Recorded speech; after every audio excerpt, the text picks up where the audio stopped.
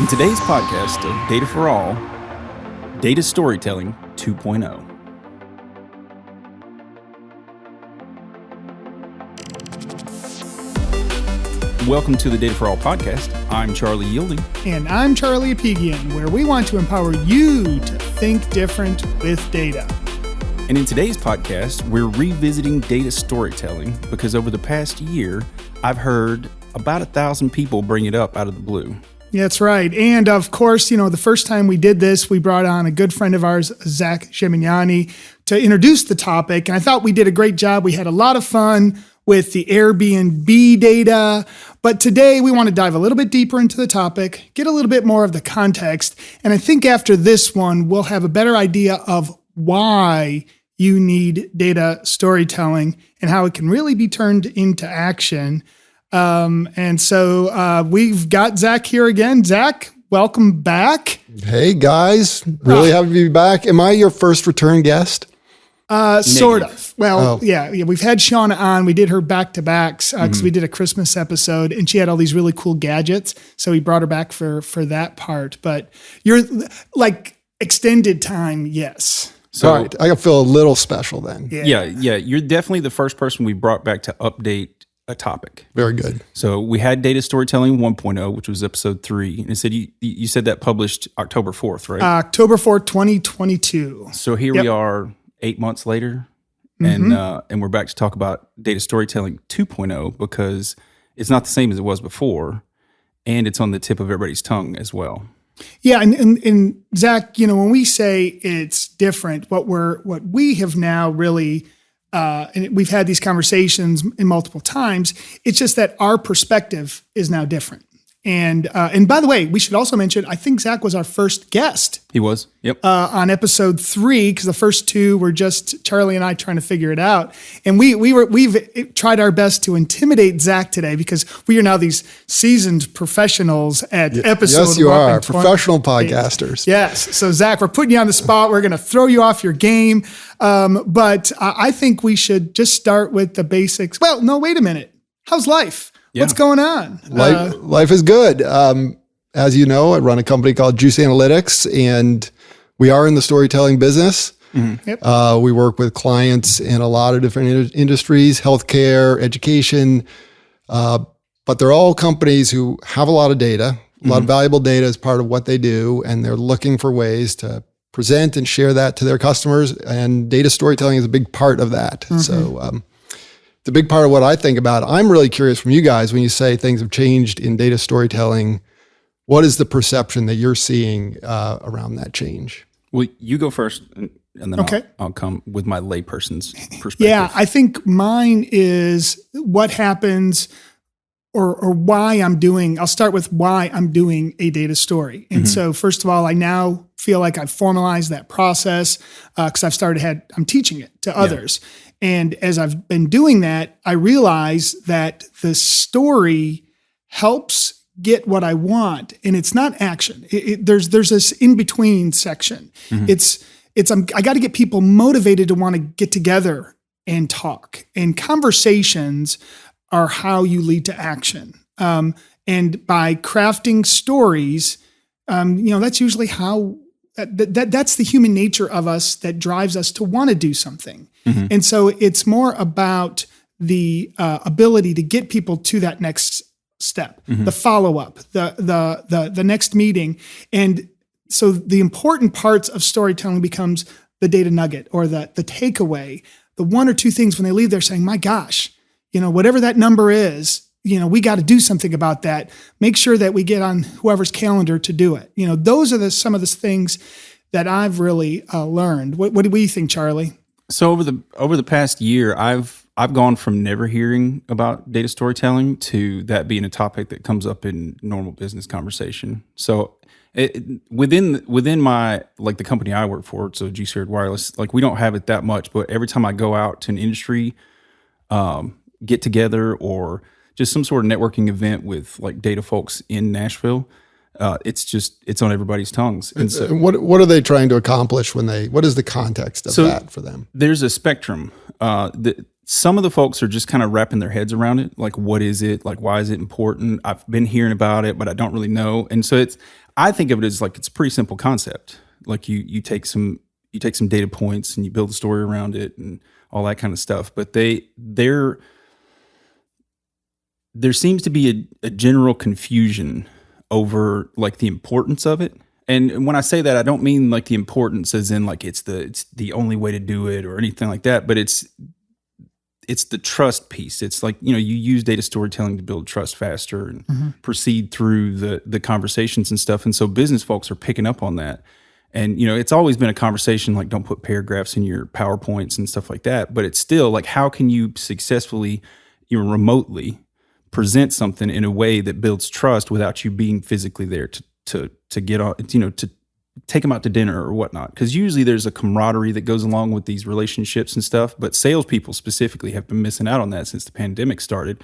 And so they've also started utilizing data for managing jobs and forecasting and stuff like that. And so they're finding out that like, oh, I can actually build this to be like, I can build our conversations around data that exists. Yeah, I'm glad you mentioned the sales because that comes up a lot for us. There are these opportunities where salespeople are having conversations with their clients and they're trying to convince them of the value of what they're going to deliver, whatever that product might be.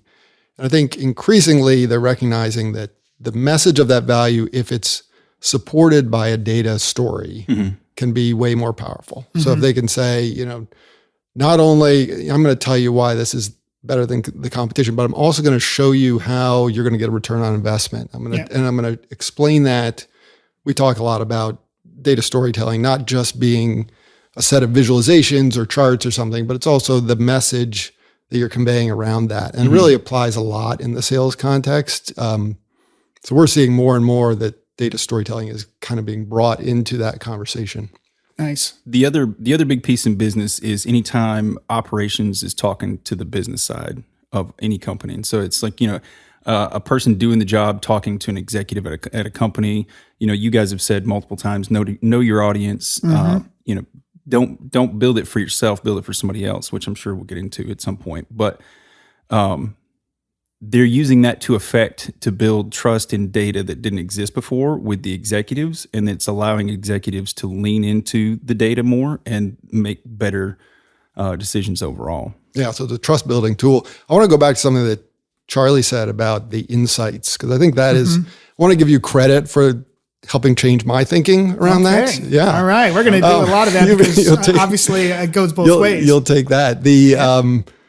I think, in the work we did together and as we talked through this, it helped me understand that, often you don't have the attention necessarily of your audience to walk them through a kind of comprehensive, complete story. But what you really want to do is give them a nugget of particular insight expressed in a compelling way that helps them change their thinking. And often that little piece of information, if you do that really well, travels a lot better with a data story than a data story. So you can, that's the kind of thing that someone can share with their boss or their colleagues or put on social media that can change how that instigates the conversation. So your point that you're not necessarily trying to drive an immediate action from a data story, but you're really just trying to get people talking about something and thinking about it differently. That's what those insights, and I think that's a big focus for us, has been about helping people communicate insights as much as the complete data story. Yeah, and you plant a seed sometimes. That's all you're doing.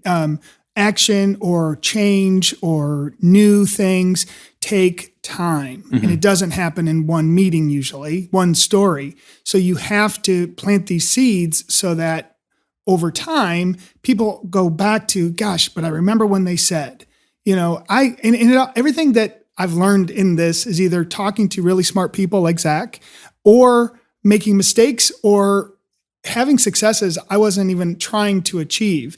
And the one that I remember more than anything else is as I'm talking about community level,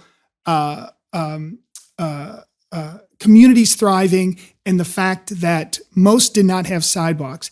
That little bit that I talked about with sidewalks and physical activity, I was getting play like for 6 months out of that. And I'm like, wow, the simplest little thing. Can you back up a little bit? In Sure. what context? So we are talking about health inequities in Nashville. So you're talking about data collaborative stuff. That's right. Okay. Yeah, this was that. And what I didn't realize is it wasn't the data point that I remember. He didn't remember the bar chart I may have put up, but it was the analogy after the fact of saying that. And so, but the takeaway was your community has an effect on your physical well-being. And one example of that we all can relate to is we all know where there's bad sidewalks in our neighborhood, and we all can relate to that. So giving somebody that little bit traveled for 6 to 8 months in us making that case, and then it was the 70% of Nashville is a food desert, and that just blew people's mind. Little things like that can really go a long way. I have a question. So do you think that you telling an adequate data story allowed that analogy to hit harder than it would have otherwise? I think so, because I backed it up with data. Yeah. And I think that's the part that I feel like good data storytellers understand how to add an anecdotal story plus data, and or go through the journey of how they discovered the data. There's different ways, and I know, Zach, you've hit on this, and you've tried to put it into an application as well. But you always say it's the New York Times version of insights. Oh, that's actually. Or you go ahead, and I've got more questions. I'll just I write. was going to say, I think part of what you're getting to is this, what you said about trust and credibility. So the data, if it's well presented, can kind of lay this. I think of it like laying a concrete foundation of trust, because you say the person that you're sharing that with is saying, okay, so this is based on real work, the solidity the data can provide, and then they're more open to accepting, I think, those analogies, those specific examples, because they feel like it's not just cherry picking specific examples. They feel like it's built on something. So I think that is really, really valuable. And the New York Times analogy is a good one, because we're very inspired by what the New York Times does with data journalism. Really? So they've been pioneers for a long time in backing up their stories with data and using data and data visualization, storytelling as ways to communicate and engage their audience. And they're world-class, and there are a number of other media organizations that are good at it as well.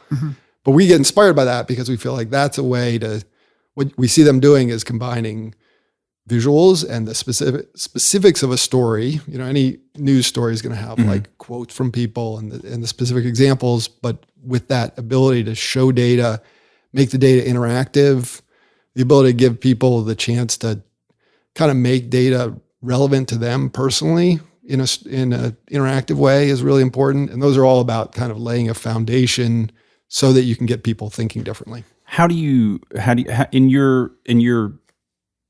data interactive? Well, that is what we do as business. And there are a lot of ways to do it. But we have a technology platform called Juicebox, which really the vision of it is to make it so that any business person can take some data they have and create a New York Times style interactive data story that they can share internally or with their customers. And that interactivity is really important, I feel like, in the data storytelling process, because it allows, the difference between a static story that you tell someone and a data story often is that you can make it something so that the person can engage with it and make it important to them. So if I'm looking at healthcare data and I want to understand how it's different in Nashville versus another city, and how it's different for something that I care about or my age or demographic, I can interact with the data story and get to those answers. And that means a lot more than something that's static. Yeah. And, everything's a story to me now. Everything's data and everything's a story. Therefore, everything's data storytelling. But I really mean, you think about there's always a situation, then a complication, then a resolution, right? That's Act 1, Act 2, Act 3. And there's different words you can use for that. But when do you not talk in story? And so why would you not present data in a way that's compelling? You set up the situation. The complication is your data and insights that you use. And then the solutions are your resolution. And so you always are kind of doing those things throughout. So in terms of storytelling in a compelling way, that just makes sense. If you know exactly what your audience wants, well, then a static presentation's fine. Mm-hmm. But you normally sort of know. And that's why I love this idea of a dynamic, because everybody always asks a question. And in the old PowerPoint days, you'd have to go back and create a new visualization or get a new data pull. Yeah. And now, you want tools, dashboard style tools that you click a button and it gives you more immediate answers. Mm-hmm.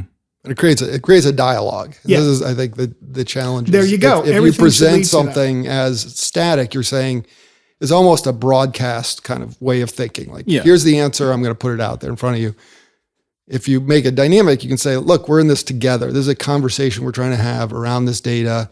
We're going to interact and explore with it, and we're going to arrive at answers together. And all of analytics is about, really, it's about like asking a better question is how I think about it, is that a good data story, good analytics, use of data, it drives you towards a better understanding, not necessarily an answer, but getting closer to asking better questions that is going to get you to an answer.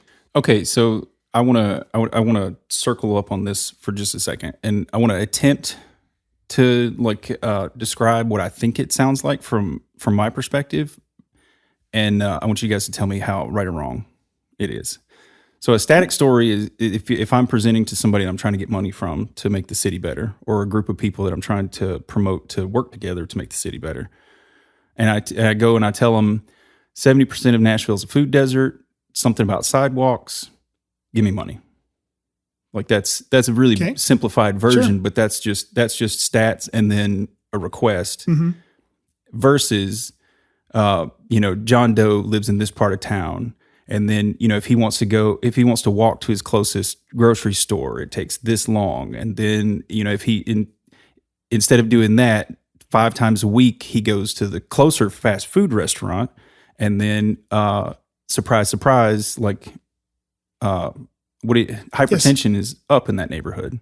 And then if you look at another neighborhood that doesn't have that, and then, kind of build the framework around like the individual story. Yep. In this case, it could be something else. But is that the difference between kind of the older way and the newer way, or is there more nuance, or is it just?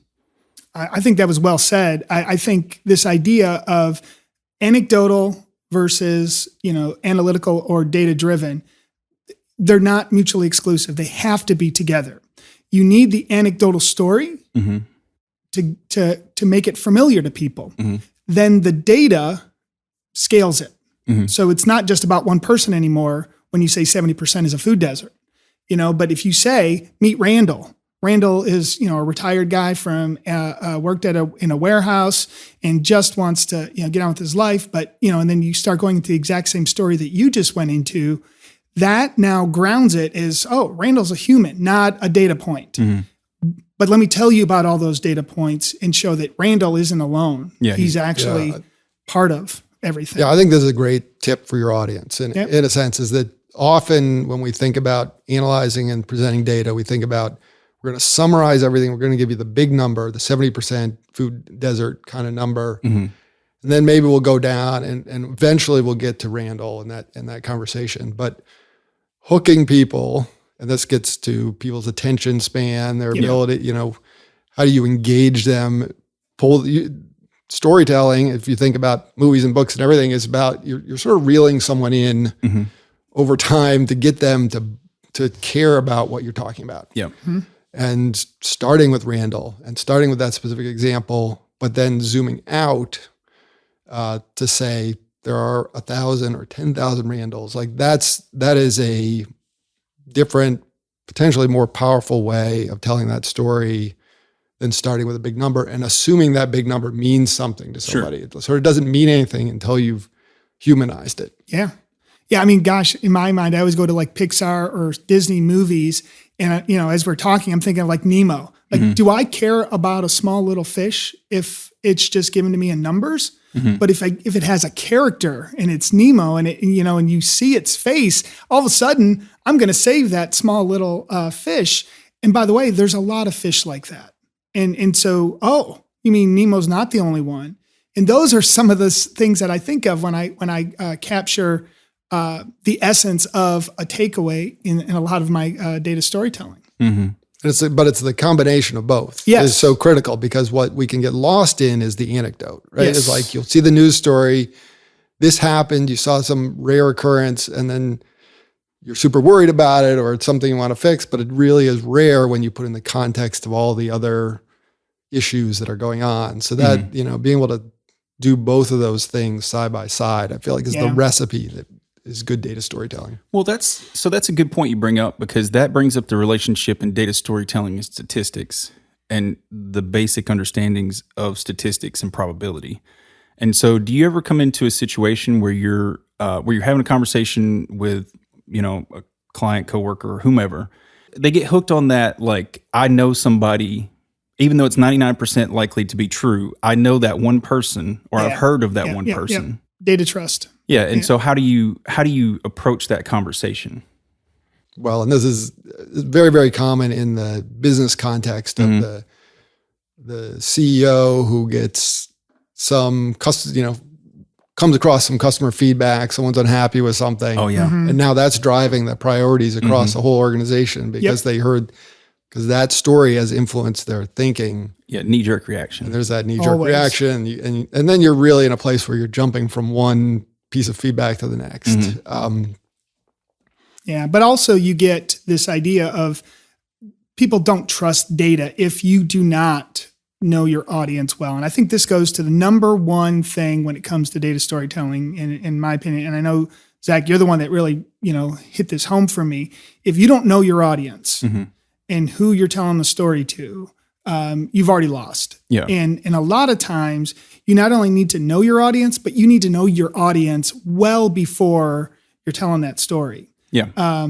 Because if you go in and you present data to somebody and you present it to them in a way that they can understand it and it's compelling, they still may not trust you. Yeah. But if you get them hooked early, and you say, hey, you know what? I'll go collect this data. It's not going to be perfect, but I guarantee you it's going to be better than the decisions you're making right now with anecdotal stories. You just got to trust me on this, and you walk through them with him. They're going to trust you. Yeah. But what they won't trust is the first time they see you being the presentation and they see the data point, the initial thought is, why is that wrong? Why should I not? I mean, that's our gut reaction, unless you're familiar with it. Yeah. And so I get this all the time. People will say, they'll present and they're told, go get more data. It's like, you don't need more data.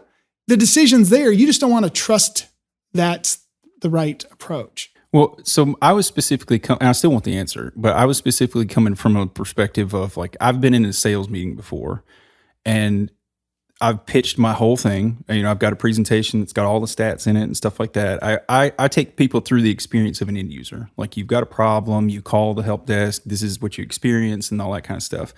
And so it was a director of IT, sat through the whole presentation, and then at the end basically told me he didn't believe me because he had an experience where something happened to an executive at his company, and then that executive came over to the executive in the IT space, and then it all just rained downhill from there. And so he had a very sour taste in his mouth and just rejected it outright. And I didn't have, like, I said I had, like, all the data that he could look at if he wanted to play around with it, but I think he just genuinely did not believe that I was presenting factual data. They were not open to hearing anything, regardless of what you said. Right. And I think, I think that gets to some of the things around data storytelling, of just recognizing that a perfectly crafted data story that's easy to understand and presented in a beautiful way does not itself necessarily have that kind of breakthrough of changing people's thinking. In that scenario, and maybe there's no way to change how they would have thought about it, but understanding their context before you went into that conversation might have helped. Because before you entered the conversation? Before you entered the conversation, to understand what concerns they have, barriers they have, experiences that may have, would put up, because people are often very defensive when data comes at them. They feel like, surely this data here is here to make me look bad or question my decision making. for a lot of reasons, or replace me in some way, and that's their defensive to start with. And you kind of have to understand how do you start to break down those defenses. Yeah. So how do you? Because sometimes you come into these meetings. Can I go back to what you just said though? Sure. Let's say you're in it, because you're about ready to go to the stuff that leads to before that and everything. I acknowledge it right then and say, if they say, well, I don't trust your data, I'll say, who says I trust it? But it's and then I go through some different things. Or if they say, well, I had this one story, you'd never try to debate them now, data versus their story. You say, you know what? I'd love to learn that. Okay. You're trying to get the next meeting a lot of times. You're not trying to win at that moment. The relationships take time. Action takes time. And once we get over that it's not going to happen in a 30-minute presentation, the whole idea is to continue the conversation with the takeaways, or driving the conversation in the correct way, or gaining trust. You're doing things to get to a place, and think of it as incremental steps. So at that point, when they don't trust you, what could you do to get the next opportunity to continue to build trust? Okay. So you hear that, salespeople out there? If you're out there selling your SaaS software and you get flat out rejected, start asking questions until you know them better, because your goal changed from selling the software to setting up the next meeting. Well, if they're trying to sell software, they failed in the first place. They should be trying to solve a problem, and the problem might be their software, and so there's all that kind of Fantastic. stuff. Yeah. Yeah. Well, I mean, so one of the ways that you kind of step through this sometimes is around the metrics that you're going to use with them. So if you can have a conversation that starts with, how do you measure success? What are the metrics we should be looking at that are important to you? And not jumping ahead to, how are you performing on those metrics? How does that compare to a benchmark? A bunch of areas that start to feel like it cuts to the core of the job they're doing. But just start to, like, the first win is like, we're on the same page as to what matters to you. Yeah. Like, let's get to that point. Then we'll do the next step. So I think this idea that, unfortunately, the world is complex and it takes a lot to get someone to big decisions often takes a bunch of kind of breaking down barriers and getting them comfortable. Yeah. Versus assuming, I think there's been this kind of assumption in the data world that it is a form of truth, and it can overpower people's thing. It can, if people just understood what the data is saying, they would change their decision making, and that rarely happens. That's right. We always make sure to ask, like, what are your pain points, and what does a successful solution look like to you? And then based off of that, that's how we present. Yeah. Because we do adjust our our PowerPoints, but not a whole lot. It's mostly just the analogy that comes along with it. Because if we're talking to an ops person who does the job that we're going to replace, that can be a hostile situation, or it can be like, oh, thank goodness, come in here and sort this all out because I'm tired of dealing with it. And then if we're talking to a procurement person, which for those of you who don't know, procurement in business world, they're the people who are in charge of the money. And so when we're talking to a procurement person, they don't care typically about what the end user experience. They just want to know how much money we're going to save and how much cheaper we are than the other one. And so I have to get into a whole conversation about intangible time savings. And I've got a whole separate section on that where I can show them through data how much time we save their average employee, and then they can apply a mean salary to that, and then come up with some sort of number that at least looks fancy to the CFO. Yeah. And as we're going through this, I'm going to take a step back for, just to frame this. We can give a definition of data storytelling, but I don't feel like we need to do that. But what I do want to just stress is the delivery does not have to be a PowerPoint. Yeah. And so to me, there are several different ways. Any way that you deliver data to somebody is data storytelling to me. It can be a conversation. It can be an email. It can be a text. It can be a Slack message. It can be a full-blown report with, an hour presentation along with it. It is all of the above. And because the principles do not change. You're still trying to set it up, show the insights, and then the intent and the real goal. And you can do that in 2 sentences in an email. Yeah. So if you think of data storytelling as a set of techniques, and that can show up in many different forms. I think that's a good way to think about it. And that has been a big area for us that we've been focusing on, is the concept of how do you deliver the data and the message, the data story, in a way that's going to best work for the audience that you're trying to reach. So we've already discussed there's lots of different, you're going to face lots of different audiences with different priorities and different needs. So you have this kind of diversity of different ways that people need to, what story they need to hear, but also how they want to receive that. So, a salesperson who's on the road is going to be looking at data in a mobile kind of environment. Very true. There you go. An executive asking, we've seen this over and over again, and asking an executive to log on to a dashboard and look at that every day is not likely to happen. You're asking someone to change their habits. They're super busy. They're not going to go look at another site. So how do you make that show up? Yes. Have you ever tried to teach an executive how to read a dashboard? Do you build dashboards in story mode, like in linear? Yeah, sometimes. Okay. I feel like that would be the easiest way to get an executive on board. If you teach them how to, at a glance, make sure that everything is within normal parameters. I think you can teach, an executive can learn for sure. And I believe so in the moment. But the question is, often with operational data that's updating frequently, asking them to change how they access that or where they access that information.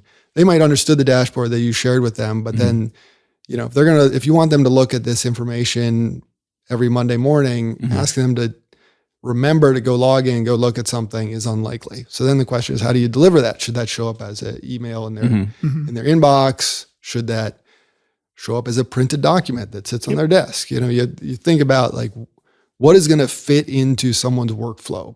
We all are super busy. Our attention is being torn in a bunch of different ways. There's a ton of information coming at us. I think at this point, we're a little bit like, I am allergic to new information. It feels like I don't want to overload myself. So how do I fit into the flows in kind of the most frictionless way possible, but still deliver that information? Because it's important that they see it. Yeah, and I've got an easy example to cover that. One person, we were doing this group exercise with our team, and the person facilitating said, "Okay, I send you a 10-page report that you have to read the night before a meeting. What are you going to do?" And she went around to everybody on my team, and certain people were like, "I'm going to read it. I'm going to outline it, get all my notes so that I'm ready for that meeting." And it came to me. And I said, I'm going to be pissed. I'm like, how dare you think I'm going to read a 10-page report the night before? That's a lot of my time. And I've got 8 meetings that day. And if I had to do that for each of my meetings, could you imagine? I would have wanted that in a bulleted list. What do I need to know so I can be ready for that meeting? My job is to leave a meeting a lot of times, hear the highlights, and then move on to action and get to the next one. And if that's the case, you have to understand that about me. Other people, the delivery method needed to be more detailed. They needed to be the ones that were going to go through line by line. And so those are some of the things that we talk about. A lot of times we I've seen it where people have given us a PowerPoint presentation with 50 slides, 1 bar chart per slide, with no actionable steps afterwards. Just here's all the data. Okay, goodbye. And I'm like, oh my gosh, you just wasted an hour of my day. And with nothing for me to do after that. And so those are the things that we see over and over again when it comes to what's wrong with data storytelling. I'm not even going to call that data storytelling, and so understanding that audience, understanding the intent, and then you're right. Is it just seeing Zach in the hall and saying, hey, here's what I saw in the data? We have those conversations all the time. Tommy Strickler, who's our analytics manager, boy, we run into the hall and we might have a better conversation than me looking at a report. And that's important to do. Yeah. The word that always comes to mind for me is empathy, having empathy for your audience. Yeah. Like understand, actually putting yourself in their shoes, understanding where they're coming from. This goes back to like what barriers they might already have up in their mind. But also like what can they reasonably absorb when you're sharing some data with them? Let me ask you this. Are you naturally empathetic? I believe so. You? No. You don't think so? I'm not. So you've learned empathy through data, and you've enhanced empathy through data. I don't know if I learned empathy. People like me because I'm enthusiastic and passionate, and I care. I do. Now, empathy to me empathy and caring, are those not related? I guess. Pretty close? But when I say there's a lot of times where I just want solutions. And so that's why I'm always like, empathy, is that a word that should be used with me? I don't know. Well, empathy's caring, but not having the experience. It's not caring. It is caring. Yeah, I think when people hear me talk, they think I care. I really do. I mean, you care with your actions. Yeah, I guess. All right. You might be a more empathetic person than you realize. Yeah, well, probably. But people will say things to me, I'm like, I don't really care. But some people are. But I do, yeah. Some people are not naturally empathetic. So do you have any tips or tricks on like thinking from different perspectives? Like, I'm assuming that you're out here training people up on how to be better data storytellers and stuff. And so I have mentored people who did not get the empathy thing at all. They're just like, I want you to tell me how to improve at my job. And then when I say you have to care about your people, they're just like, well, I'm out. Bye. We actually had somebody leave the elite program one time when they found out that caring about your employees is almost a requirement these days. He was not happy about that. I don't know. I mean, I guess for us, we do preach empathy, but I think it's a great question to say, how do I help people actually be empathetic? And how do you synthesize? How do you bring that to them? And I wonder, I mean, for us, empathy often comes in the form of talking to people and listening carefully about what their needs are. So we're often talking to, for our clients, we're talking to their customers and understanding what information they need to do their job in a better way. And that's a priority for us. And it is something that we do run into with our clients, that they're sort of like, I already know what my customers need. I don't want to, do we really have time to take that extra step of having those conversations? Yeah. And I'm not sure I have a magic bullet for giving them the ability to be empathetic. Sometimes we just do that on our clients' behalf, to be honest. Yeah. If I'm going to go to something. So lately I've been looking at Yelp data, and so, food, mostly restaurants, all that kind of stuff. And when I think of that, this is a good example of empathy can sometimes be truly understanding the real goal. So a lot of times, and you have to ask questions, you have to listen carefully, because if somebody says, I want to go out to eat, you take that as, I will find a place that has 4 stars, that has this, and make sure that it meets all the criteria. But if you listen carefully, depending on who it is, what they're really asking for is a good night out, right? And so the goal isn't food that they're going to shove in their, they're going to eat. They're more interested, because they're laughing at me. Yeah. I almost went somewhere I shouldn't have. Shove it in their face. Yes, I know. I was going to say something bad. Yeah. Shoving their pie hole. Yeah, no, that's what I was that's what I was thinking. Okay. You can say it. I had a hard time saying it. I know where it was going. Yeah. But the truth is, what you really, or maybe it is all you want is an inexpensive meal that's quick, but if you only say, well, you got to go to this place. And it's like, well, no, actually, I got 10 minutes. I want to get something real quick and get out. Or you're saying it to somebody that's a college kid that doesn't have money, and you're telling them to go to $100 per person meal.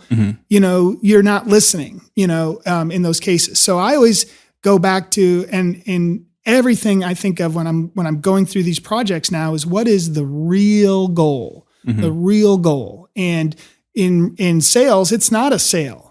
It's a relationship that is sustainable sales over time, not one sale.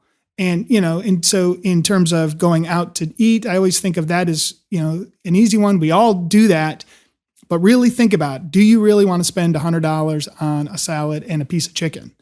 Or do you want to have a good night out? And often, I think that's a good way to think about it. Often the person who you're trying to elicit that true understanding from doesn't know how to articulate it themselves. That's true. Yeah, that's a good point. And I think sometimes in the process of data storytelling or delivering solutions, you sort of have to put something in front of them in a low stakes kind of way. So you're not saying this is the end product or the final metric or way we're going to show this, but so that they can react and start to surface what they're actually looking for. So if you did show them that fancy restaurant that was out of their price range, they would tell you that, but they might not be able to articulate that prior.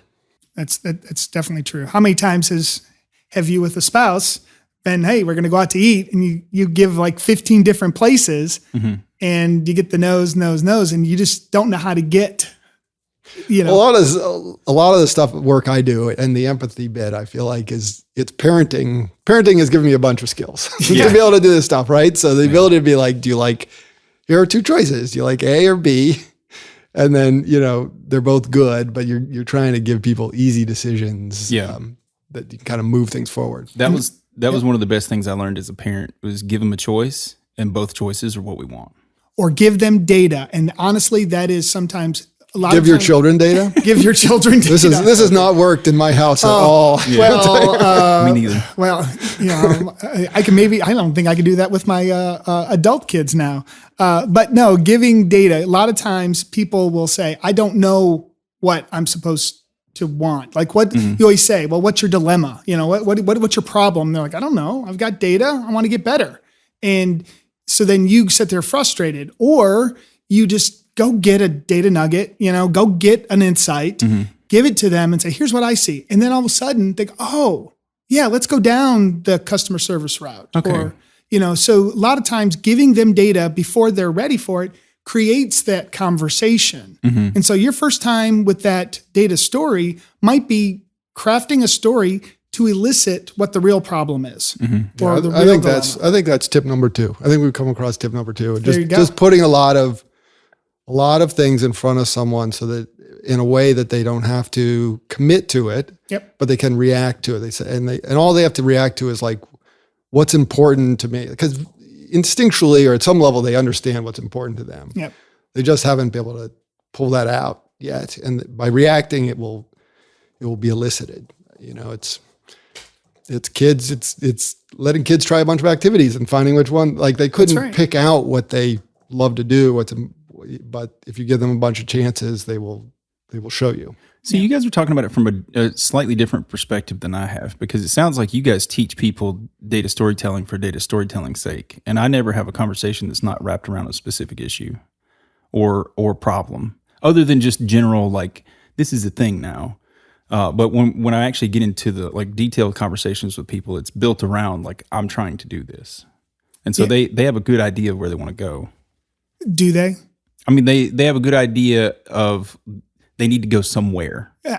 Well, that's but where? And that's a lot of that. You just hit it. It's like I literally heard we were talking about enrollment on campus, and somebody said, "This is the reason," and I was like, "Is it? Is it really the reason?" It's like, it's the easy one to say in front of people, and things like that. It's, and I'll say that a lot. It's like, really get to the real goal. And I think you'll be surprised. Most people think they know. They want more sales. They want less this. What do they really want? And what is the way to get to those big goals that are hard to really quantify? Yeah. And in almost every case, the goal is not something we can quantify. And then to get to that, you have to use other data points. And so what are those data points? Yeah. Remind me to never tell you guys a data story, because I feel like I'll be criticized harshly. Well, you did okay earlier with the anecdotal story. He did. We've seen worse, undoubtedly. All right. Yeah. Have we? No. I don't, certainly in my work, it's all around specific solutions or things people are trying to create. Okay. But I totally agree. It's not, they don't yet know the end product. That's why they're going through a process. I think this is why when you approach analytics or working with data as kind of this waterfall approach where you feel like what the end product is, and we're going to gather a whole bunch of data and build some models, and we feel like that's all going to lead to this end product, that fails because you haven't really done the work up front to ask the right question. Yeah, that's fair. Yeah, and exactly. And asking the right question in the beginning is hard. It takes a lot of cycles. Yes. Yes. Yeah. So what I've written down is how to build empathy. Step 1, ask questions and actively listen. Step 2, build a story around that and be ready to update. or iterate. Yeah. Give them stuff for sure. And knowing that you're going to have to. And that's why a lot of times if it's hard to go to the data and insights part of the process. Normally we talk about this. There's a dilemma you're trying to achieve. Then you go out and get the data to be able to create insights that hopefully through a story lead to some type of action. Just asking in one conversation to get to the dilemma, we all know that doesn't normally happen. Sometimes you got to go get data and then you finally figure out what the dilemma is and you got to go get more data and then you get a little bit closer. Then you create insights, then you realize you need more data, and so there's this, everything is, we always talk about, if we could visually show everything's iterative, then we could do that. But instead, linear is easy to put on a diagram or create a diagram out of. So we do things as if dilemma happens, then you go to data, then you go to insights, then you go to action. And the truth is it's cyclical. I mean, how many times do you go and get data from somebody, you create the insight and they go, yeah, that's not what we were thinking, right? Yeah. I was listening to your podcast with Valerie Logan. Oh, on the way over here. Oh, the one where she says incredible things about you. There are a number. I could give you the time if people just want to jump to that part. Yes. but one of the things I loved was the discussion around really understanding the work process that you're doing your analysis on. Yeah. So, if data is an imperfect reflection of reality, understanding what that reality actually looks like on the ground. And she described how she, in some of her earlier roles, she was part of business process reengineering efforts. Yep. And that really gets you on the ground of like how things work and then what data is being collected around that. And that is sort of a form of empathy that's actually putting yourself in the shoes of the people who are doing the job. And she had a lot of empathy because she held that role and knew the people in those roles. Yeah. Well, so that's creating sympathy though. So okay. Do you guys ever talk about sympathy versus empathy? We could talk about it if you like. Oh, well, so sympathy is the same thing. I don't have empathy, either, I guess, so it's no. Except with experience. And so if you send somebody down, to your point, like if you see the retail worker like hanging stuff on a shelf, then when you make a decision based off of data on that, like you understand more how it applies. Like you understand that there may be a lot of work in moving the entire store around every week and it's impractical. But so sympathy would be a higher form of empathy in a way. Sympathy is, I would say that sympathy is the goal, but sometimes it's unachievable. Right. Gotcha. Well, Zach, since we have you here, I got to ask this. If you were to tell somebody that's listening to this today, you're going to craft a story, you have data, you have found your data insights that you want to convey to somebody, literally process-wise, what do you first start with before you create the fancy presentation? Yeah, so you mentioned earlier the structure that I think is important, and it's the structure that we all understand about stories, that there's a setup, which is where you're setting the stakes and the context about the story. The dilemma.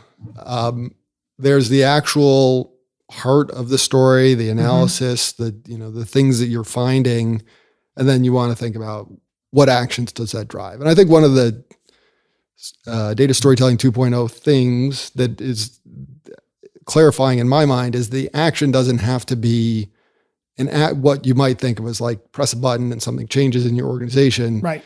But it can be a better discussion, someone's mind changing, bringing someone else into the discussion. There's a bunch of ways you're actually you're moving the ball forward. Any action that moves the ball forward is important. So that's the starting point for me, is before you worry about how you want to visualize data, how it's going to look, and all the kind of fun things I would say about how you create a data story. It's writing that really simple outline. Yep. So I think of it like an abstract for a very short paper where you're saying like, what is the problem here that we're trying to solve? Why is it important to my audience? Of course, below that, you need to have understood your audience. And then, what's the evidence? What have I pulled together for the story? And then what is the action I want to draw out of that? And then then it can flesh out in a lot of ways. Yeah. And I think that's an important thing, is that it could be a PowerPoint presentation. It could be an interactive website. It could be an email. It could be, you can compress that all down a lot in some instances. Mm-hmm. Yeah. And I think, you talked about, establishing the setting or the situation, act one, right? I mean, act one, act two, act three. Every movie is set up this way. And that's you always get to the same kind of route for each one of these. And in doing so, you have to think about your characters. So what do you play? And so here's something that I think everybody needs to understand. In a data story, you as in the person that did the data, that's presenting it, is not the main character. And if you think you are, you're wrong. You're not the audience. Okay. You're not the audience, because when you are the audience, you're now creating things that you think you love, and it's going to be way over somebody's head, or it's going to be off context. You have to understand your true audience. And there's data owners, there's peripheral people, there could be, secondary like customers, and then there's decision makers. You have to know what role they play as part of the audience. Not everybody has the same role. So some people, you just want them not to ask a question because they're going to get in the way of the decision. And so understanding all that. And then also the thing I like to set up when it comes to the situation, act one, is really identifying the pain or the hook, because if you get it early, people will stay engaged, and that's where that understanding the real goal really comes in more than anything else. And I think, setting that up really and writing that down. I've got my first step, start with the outline, and just like you said, Zach, because I think that is important. Going straight into it, you forget those components. And then when you start going through, you're creating it for yourself. And I always say, be the Yoda, don't be the Luke Skywalker, be the mentor, be the person that guides you through the journey, but you're not the one that in the end is going to slay the dragon and get the girl. Well, so one thing we've talked about this from the perspective of me, the individual, being a data storyteller. But the more you guys keep on talking about this, the more I'm starting to think that this should be a collaborative effort. Like if you're in an organization, or if you've got a goal that's not just you, it seems like this would work better if you have other people in it, because more than one perspective feels like it would be valuable from the empathy point of view. Right. And then you could have people that specialize in one point or the other. So you've got act one, which is the establishing empathy. So it's asking questions, actively listening, all this other kind of stuff to build that initial story that gets you into act two. Act two, which I know, Zach, you say it as the heart, you could say it as a complication. To me, it's data and insights. It's where you really are going after those few takeaways that will lead to that resolution in the end. And then act three is, well, in the storytelling structure, it is resolution is the way now I think what we've said is that things don't always get resolved.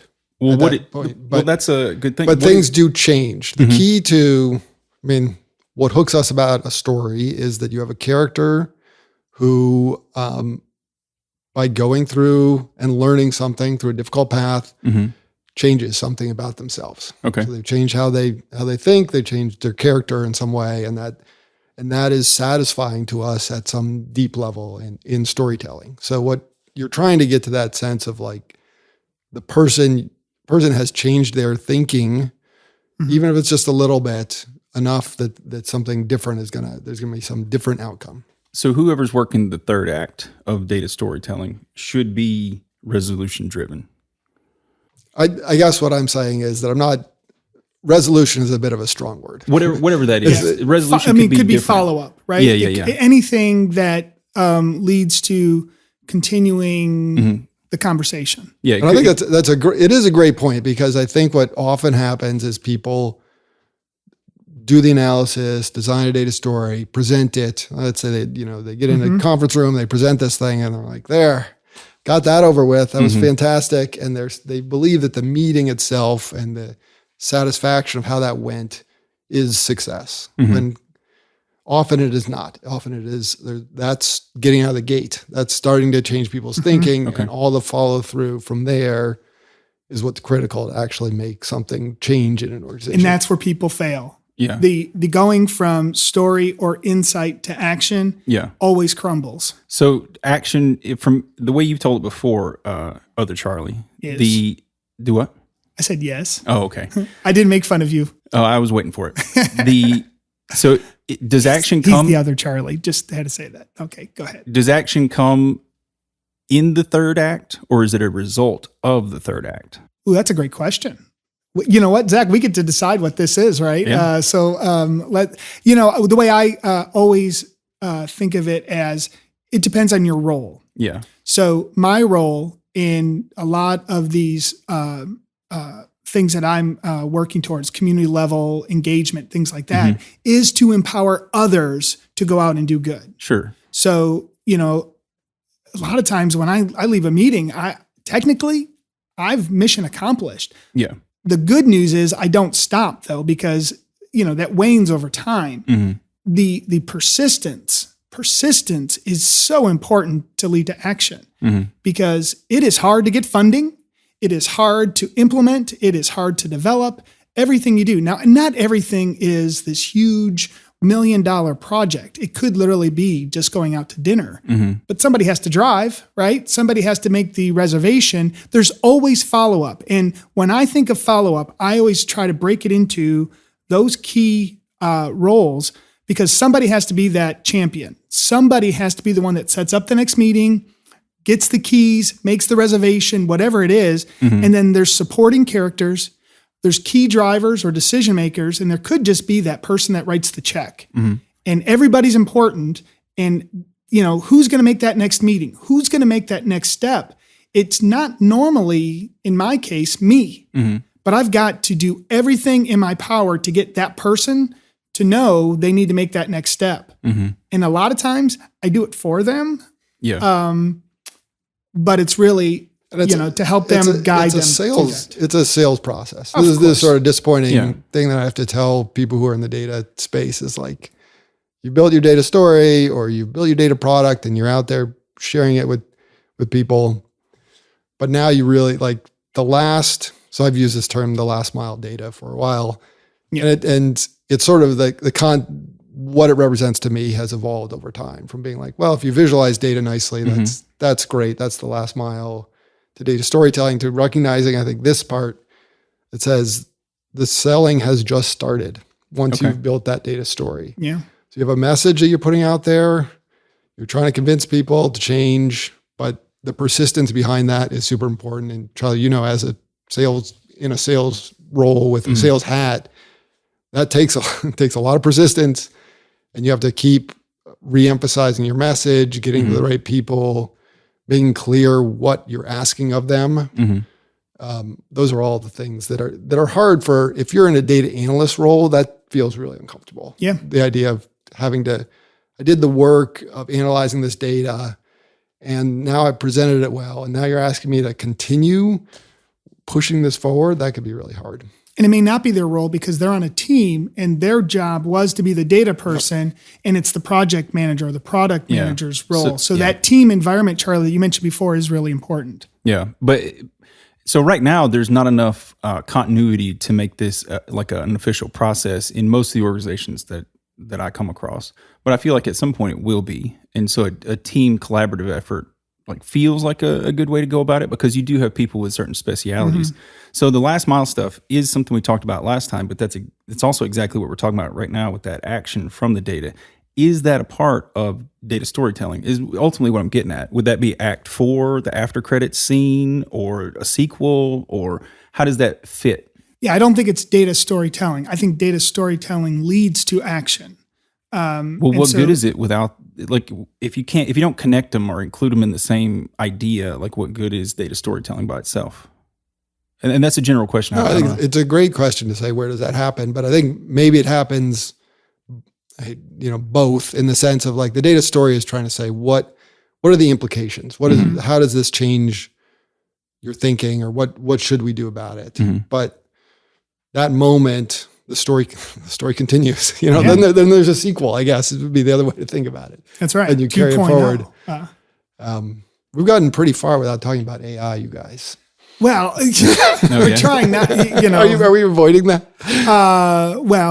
Do you? I just raised it because when you mentioned data storytelling 2.0, I think, and this has been the case in a lot of places, people say, well, does that mean that the AI is going to write the data stories for you? Like that's where people have jumped to immediately. What have you heard in that sense? That a lot of people are hoping it does for them, or at least summarizes things in a way that is clear and concise. Now, you think about that. The data person is not the most imaginative person. A lot of times can't convey good stories. It's not their thing, right? But they're good at data. And so maybe there is a way for that to augment that. It's going to happen.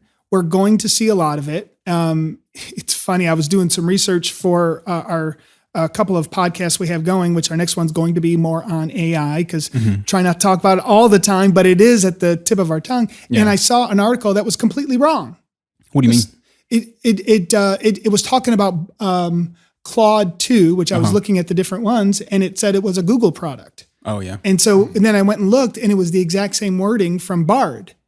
And I'm like, I bet you the AI wrote this, and it just did a bad job. And otherwise somebody copy and pasted really bad and whatever. Yeah. But I think it is. I think it's also going to. It'll be interesting. I'm not going to say wrong because I don't know if it's going to be wrong, but people are going to start with AI helping them get started, right? Yeah. Is that really going to be what their audience wants? Well, we've talked a whole bunch about empathy and understanding your audience and human connection. And a lot of those things are hard. I mean, unless you prime the AI in a whole bunch of different clever ways, which you could, it's very hard to bring that kind of humanity and actual human connection to your communication and expect a generative AI text model to just spit that out. So, I think we'll see things that are not very well-written data stories. Yeah. I think, so I'll let Charlie hit on it for just a second, but it's not that AI can just do it, but AI can do parts of it or get started on it. And so like for me, I like to slam out a really bad first draft of stuff. And that could be a PowerPoint or whatever, and then have AI clean it up.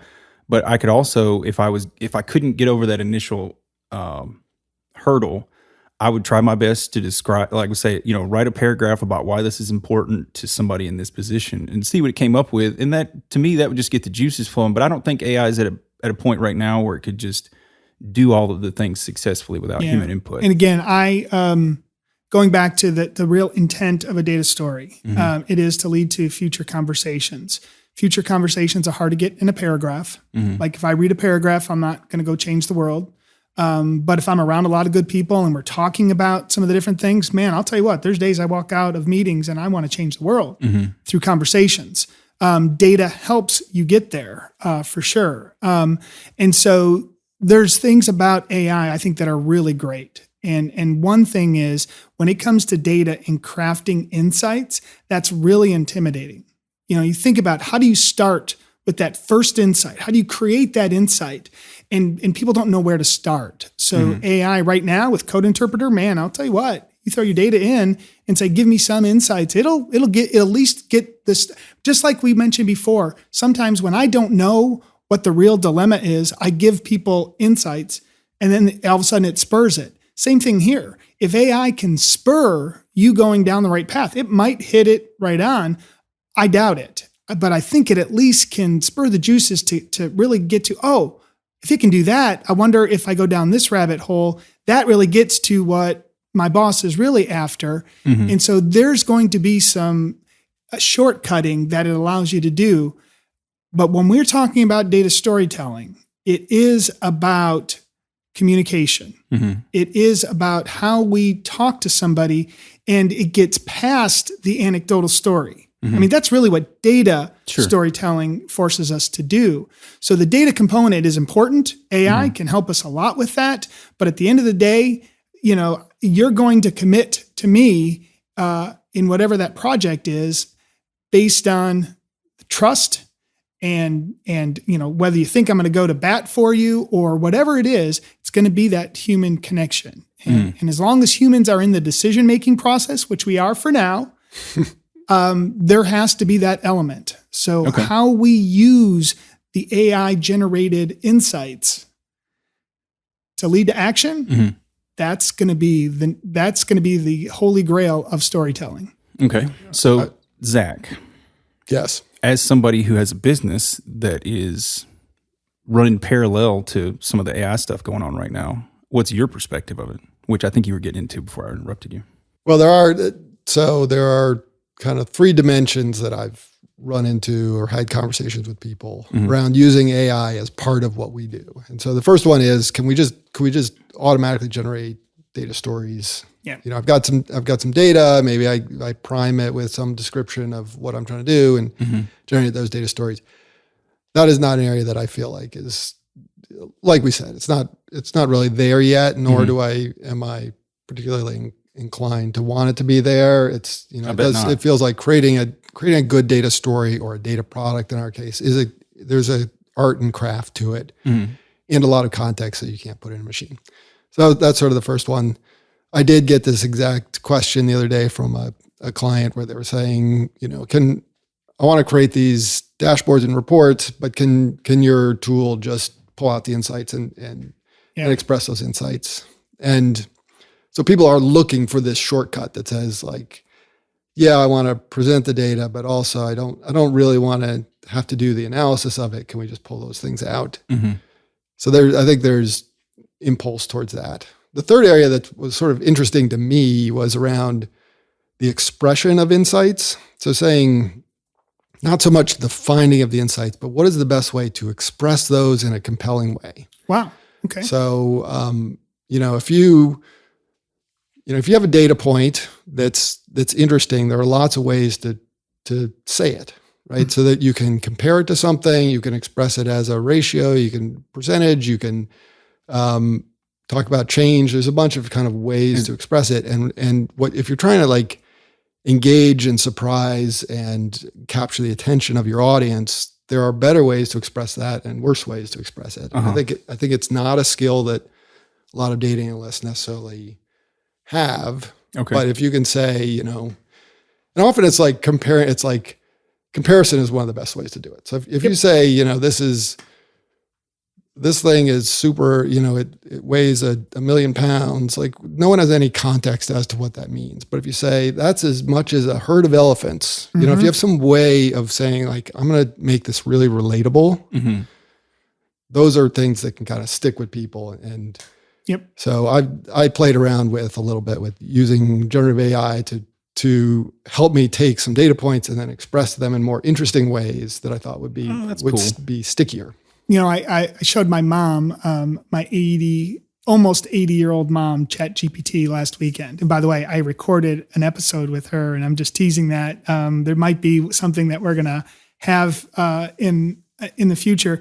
But in doing so, she writes blogs about Armenians. And so she spends a lot of time, she researches. So I said, who are you doing next? So she gave me the name. I put the name in there, and it gave us the blog. She's like, oh my gosh. And I'm like, now let's write that for a fifth grader. And we wrote it, and it came out just absolutely fantastic. So this idea of understanding your audience in a way and then driving the insights for that. I mean, that's really interesting to think of it from a data perspective, but it's kind of the same thing. And so I could have said, give me something that was for a MIT professor in physics, and it probably would have sounded a lot different than the fifth grader version. I just want to point out that before you publish that, you still have to read it to fact check all the stuff. And I'm just saying that for everybody who's listening. Like, don't trust anything as a final product as it comes out of any generative AI right now. So somebody mentioned it. It's called hallucination AI. That was new to me, but that's where AI just makes up stuff. Oh yeah, and puts it in there. I haven't heard that. Yeah. Huh. So watch out for the hallucination AI. Okay. Yeah. We're doing decent on time. Let me think here. Looking at our little thing, I was wanting to get to some tips and tricks as well. I think we've talked about what is data storytelling and the real root of it today. So I think we did a pretty good job there. I like that we really hit the goal, and the real intent is to create that additional conversation.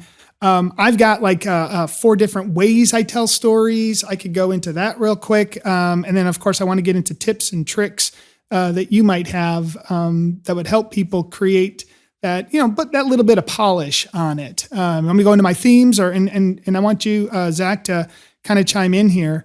It's pretty simple. You mentioned one that I use a lot, and that, well, first of all, if you know who you're going to present to, it makes a difference. If you want to make it where it's about a person, then I always go to this anecdotal story. I usually put a name to it. Meet Randall, meet Julia, something where you understand it's a human being. And then I go to the data. And then in the end, I bring it back to whoever that person is. And so you ground it again into who that person is. That's my anecdotal story version. The second one is kind of the one you mentioned. People love comparisons. They love to be able to see one versus another. I always call it the tale of 2 cities.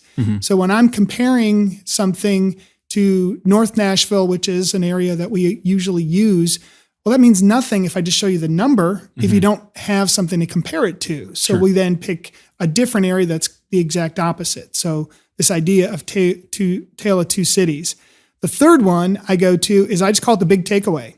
If you've got a number that's obvious, it's big, and when you show it to people, they're going to go, oh my, like 70% of Nashville is a food desert is kind of like, I don't know if I have to, ground it, I can, but that statistic by itself can be good enough. And so go with that. And then my last one, which I have noticed works really well, when I'm trying to get more people to help me, and I'm telling the story and I'm looking for new partners and stuff, I tell them my story.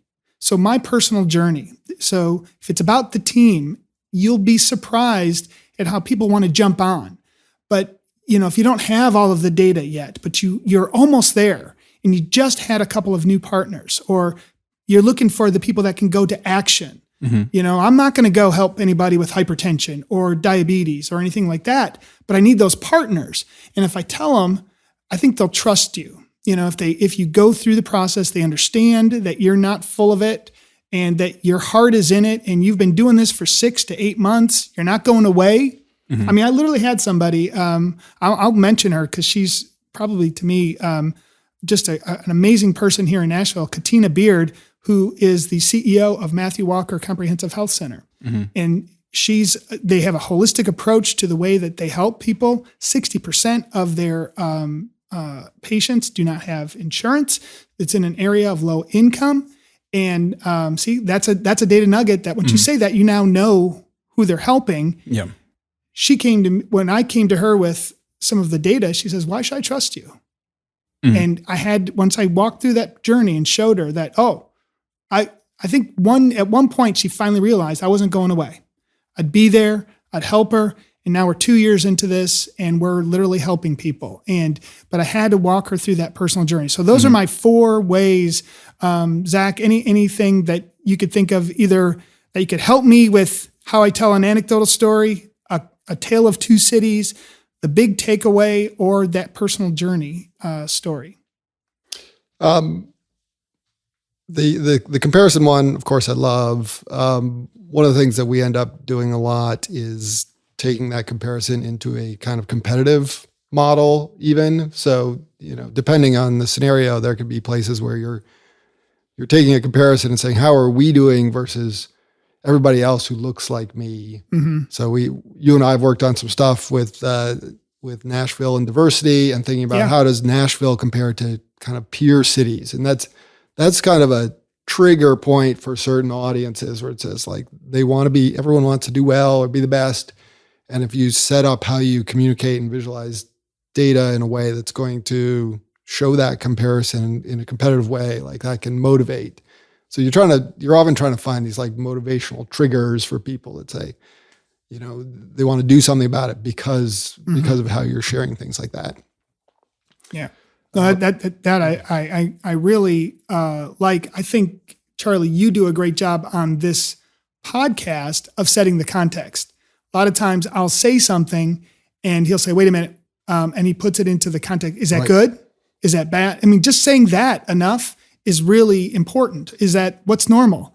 And, because a lot of times we throw out numbers and, is that normal? Is that high? Is that low? A lot of times you do that for us, Charlie. That spurred a thought.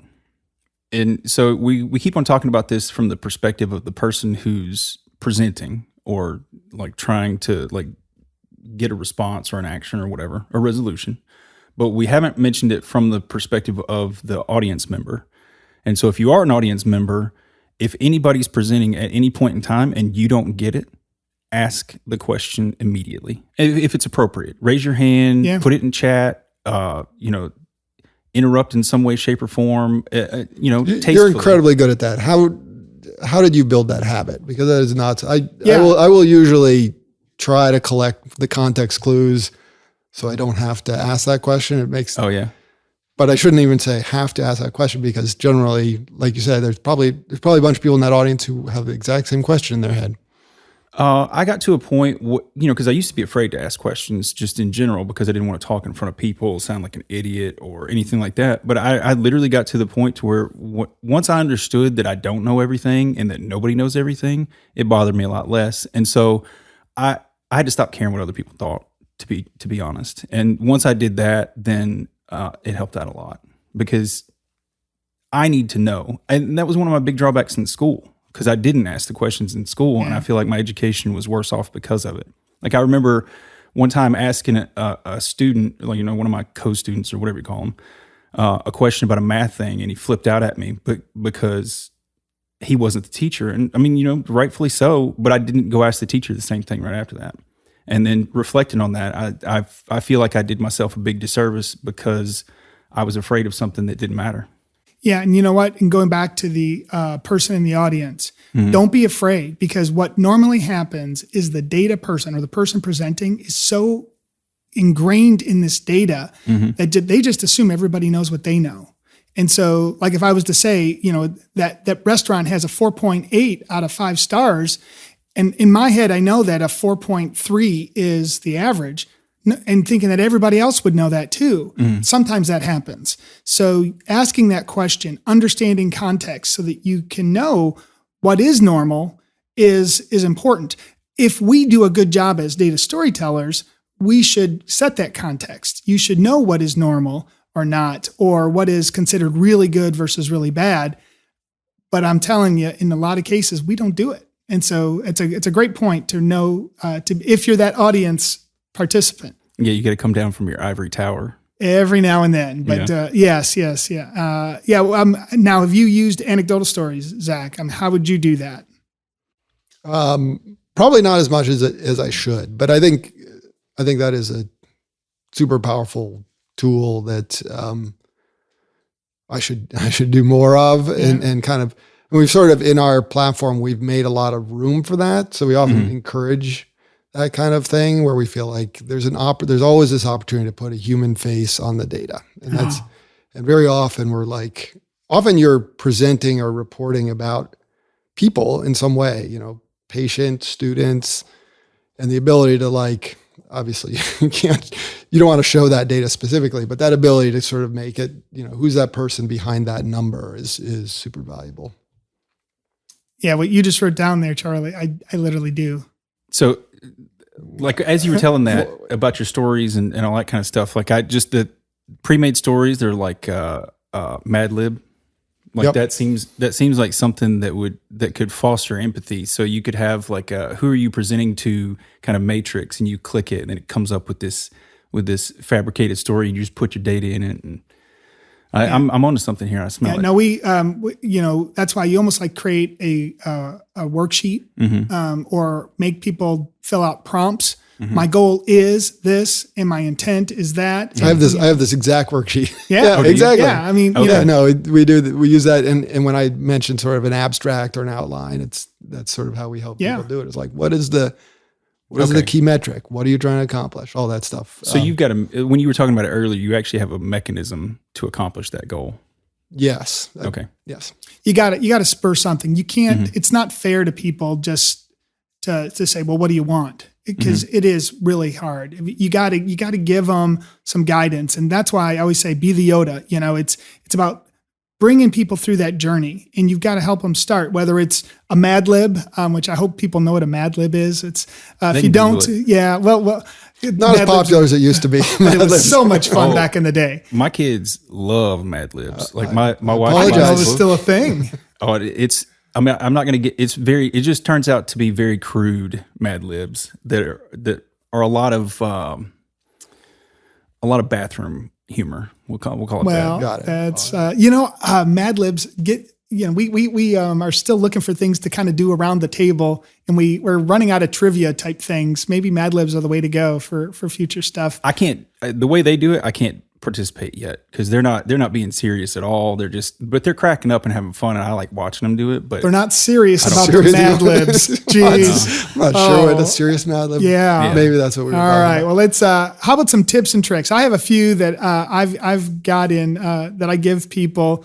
Zach, why don't you give? Yeah, one I was gonna share was the need. If you're a data story author, you're to a large degree you need to find a way to edit out complexity. You really need to fight complexity in the things you do.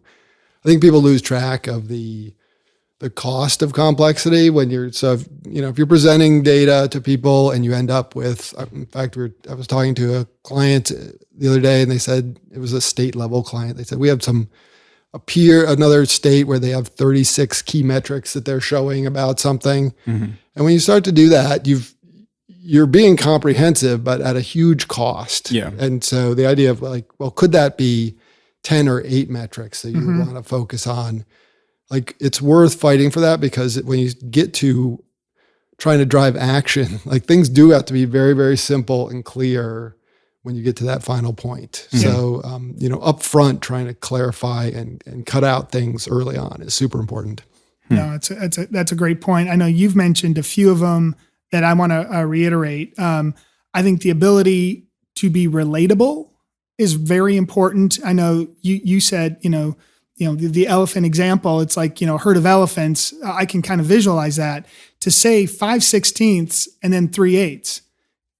Most of the United States doesn't know which one's bigger off the top of your head. I mean, if I saw it on paper, maybe, but off the top of my head, would I know that which one's bigger? So you need to say it in ways. I'll say a lot of times, instead of saying 3/8, I'll say, now I want, there's 8 of you standing right there. 3 of you will be blah, blah, blah, So making things relatable and then comparable. There's nothing worse than seeing percentages and then numbers, and then you having to try to figure out, the differences. Everything needs to be simple and also the same. And so we, a lot of times, mix those up.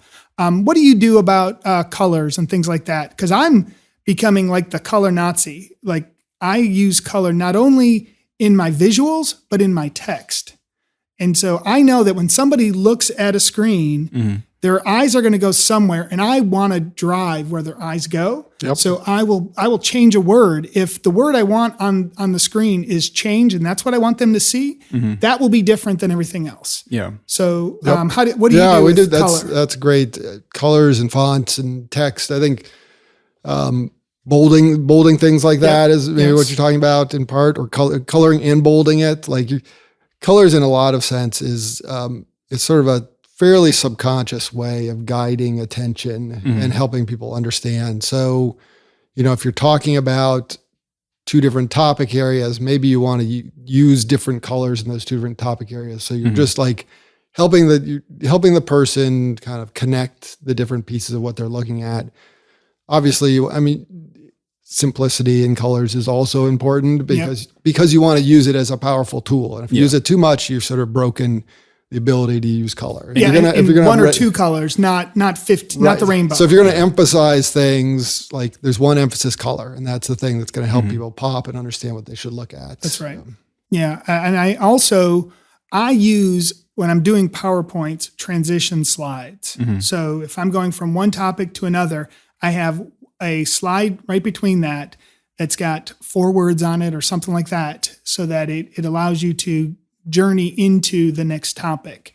So if I have a presentation of, 8 slides, it might be 16 because I add this extra. And if you ever just want to know what does a good one look like, go watch Apple keynotes. Honestly, go back to the old days, good old Steve Jobs. That man told a story. And if you look at everything that was on the screen, it was intentional, every word, every transition. And if you break it down, if you really study it, it is to me, the masterclass in how to do data stories. Yeah. Any other, one other thing I was just going to mention, sort of related to that, is the use of language is super important, of course. And I tend towards a little bit more of a casual I like the way use you do of language. Yeah. So you're asking questions. You're saying, now let's look at this measure. Yeah. Just like not. Whereas it's very, I think the natural thing is to we're just going to be very technical and describe what these charts mean, and be kind of using the lingo of the business. And I think you want to avoid that to make the data kind of give people an easy on-ramp into what they're seeing in the data. Yeah. Yeah, I really like that. It's the idea of, well, is that really something we should worry about? And then you go into it. And I know that I always go back to, I think the first time I ever saw it, it was, let's take a look. And it was on one of the Juicebox apps I saw. And I'm like, wow, he didn't just put the title. And I was like, that really threw me. I didn't know you could do that for sure. Any other tips and tricks? I think I'm out. Oh, okay. Well, I know a lot of times data storytelling goes back to the visuals. I will just talk about, I think there's some importance to the way you deliver a message orally is really important. And a lot of times when I get to what I really want to say, I pause. And that grabs I was afraid you people. forgot what you were going to say. You thought, yeah. And, and I'll do it in a way that shows this caring, because what's ready to come out. And that silence a lot of times is the way to grab attention back. People will sometimes be, answering emails while you're talking. And the minute you go silent, they look up because they probably think you're looking at them, right? Yeah. Well, and you can have visual silence too. I mean, that's I think what you were saying about, having a break where it's not a wall of words or something. That's right. For that pause to re-engage attention. And that brings the focus back to you as the speaker. Or it gives you a break. It really is. Sometimes it's data overload in presentations, and it's that ability to know that you're transitioning over, or it's an ability to conclude a topic. I think absolutely. If you have 4 different bar charts on one screen, at a time, first of all, shame on you. But do that over and over again, you've lost the person. Yeah. And so you really have to watch out for that. And then just lastly, never forget the whole reason you're doing it is for the takeaway. You're leading a takeaway into what you're trying to do next. And if you are leaving there and they don't have something that they leave with, think about that. Are they writing down things? If they are, they're never going to look at those notes again. And just saying, folks, but when they leave there, what's the one nugget in their mind? What are they going to leave with? What's that takeaway? So that when they get to that next meeting and they didn't go over the notes or the presentation again, they're like, oh, this meeting's about. And I remember that Zach talked about this. Those are things that you have to drive home at the end. And if you talk about it early, you talk about it in the middle, and you talk about it at the end of your talk, you got to hit that over and over again so that when they leave, it's obvious what the takeaway should have been. Okay. Yeah. So I feel much more abreast with what data storytelling 2.0 looks like in 2023. But I'm sitting in front of 2 of the nerdiest data folks that I know who live in data day in and day out. And so I would feel bad if I didn't ask the question, like, how far down the road are you comfortable in predicting what the future of data and data storytelling looks like? And what does it look like? And this is so we can contrast in the future to how right or wrong you are. Should I give my real opinion? Yeah, go ahead. I don't know. I want you to go first because mine's gonna throw you off. I don't know. I'm interested in what I feel like. I want to frame data storytelling as a set of techniques that is part of a larger thing. And shame on me, I haven't labeled or defined what I think the larger thing is. But for us, it's always been about data communication and connecting with people. And so data storytelling is a step along this path, this sort of bridge to reach people with data.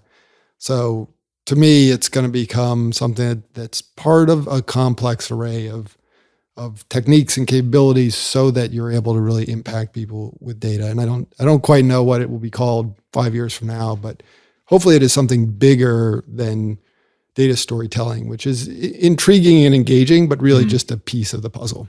Yeah. So to piggyback off of that, that's exactly how when I think about data storytelling, the most important thing to me is that it gets a group of people looking in the same direction. Yes. So regardless of whether you're trying to sell somebody on something or do something a specific way, if you want a large group of people to get on the same page, you better have a good data story. Yeah. And I love the way you put it. Data storytelling is part of something. We call it a mindset. I want to change how people think. Yeah. Because they're now using data to do that. We've mentioned that a few times. Yes. And so I think, just if we're doing the crystal ball stuff, I think we're going to take a detour on where we are trying to go. In other words, if we thought of data storytelling as this linear thing that we were building all these people up, people are getting better at it. I think AI is going to be a little bit of a detour. I think people are going to rely on it a little too much, and we're going to lose a little bit of that, just like we do every time a new technology kind of comes out. We lose the value of data plus the human component. Now it's going to be AI, and to really figure out how AI helps drive value, change. Again, we lose what we're trying to do sometimes because we're too busy playing with the other stuff. And the whole point is, I just wanted a good experience with my wife. And instead, I spent my entire time asking ChatGPT where to go to dinner, and we decided to go Indian, and my wife doesn't like Indian, or whatever it is. I don't know if she likes Indian because I don't think has ever had Indian, Is that you don't know if your wife likes Indian food? I'm judging you now. You're judging harshly. We don't sometimes veer out of our lanes. How's that? Okay. Yeah, I'll just put it that way. I forget you guys have a lot of dietary restrictions. Yes. Or you do. Yeah. No. I was trying not to go down the personal route there. He was trying to goat me there. My bad. But with that, we'll use AI sometimes and then really lose the real intent. And that's what I'm afraid is going to happen right now. I feel like I could take that as a warning. So if you think about homeostasis, like as a culture, we have a homeostasis. And so AI coming into it, like I still feel like we're before the big uptick, considerably so. So we're going to homeostasis, so we'll lean into AI too much, and that may cause us to be a little burned by leaning into it too much. But eventually we'll come out the other side. This is the Gardner curve, right? The adoption curve, where we'll be like, this is not really helping us as much as we thought. Yeah. And there will be a reaction to that. Yeah, we got to figure it out, and there's going to be a little bit of loss, and that again is okay. I do know that when I talk in these simple terms, people seem to like that, and the idea of understanding action. And everybody says the word action now. Everybody says data storytelling, but do they really, really know? And I think we can continue to bring it back to the simple things. Stories help us bring people together and lead to creating something new, finishing something, or changing something. I love the ensuring that the human is part of the definition and description. So absolutely. That what you said about getting people looking in the same direction and pulling people together, like I feel like that's the advocacy group that we're part of here in the data discussion. And AI does sort of threaten to say, well, maybe we don't need the people in the same way, but I think that's the thing we have to fight against. Yeah, I feel like in the coming years we'll grow to truly understand that AI is not doing anything without people behind it, and that's it. And if decisions are made by people, then we still need the human in the loop on that. I think we just do. I don't think a bar chart has never changed the world. I don't think an AI generated at this point, without the human involved, will lead to a human making drastic changes or even just small changes. So I definitely think, all right, did we finish up 2.0? I think we're all good. We're there. That was great. Zach, can't thank you enough for Thanks, coming guys. out. It's a real pleasure. Yeah. Any final things, updates, or anything we forgot? No, I love spending time with you guys, and I love what you've done with this podcast. Thanks. Thank you. Charlie, any last words? No, don't forget to visit juiceanalytics.com if you want to check out Juicebox, because you can use it personally, right? That's right. Yeah. And let's remember, you're also the guy that wrote the book called Data Fluency and has been talking about this stuff for over 10 years. This is not a new topic to Zach at all. I did mean to couch when I was going to ask about the future. I was like, well, you wrote a book 10 years, or you had either. What is the book today that's going to tell us 10 years from now? Well, are you writing a book right now? I've thought about it. Yeah. We'll get to it because your shelf life on your books is extremely long for technology. Except now, what he said 10 years ago literally is what's happening today, and it's definitely an insightful read. So, all right, I'm gonna end that. Everybody, thank you so much. This was definitely worth it. We expect to have a 3.0, a 4.0 over time, as this topic is a really fun one to talk about. So, with that, if you liked what you heard, remember we are at dataforall.io, data, the number 4, all.io, if you want to see any of our previous episodes. But we hope you hit that subscribe button and do your best to help us out in gaining those nice that audience, because audience is what we talked about today. And he's smiling at me. He loves when I go on forever. I'm going to talk for the next 15 minutes about how we can do that. But instead, I'm just going to say thanks everybody for listening. I'm Charlie Apigian. And I'm Charlie Wiley. And until next time. It's comical, because you try to fit in so many things at once that you really need. I know. Hey, Sean.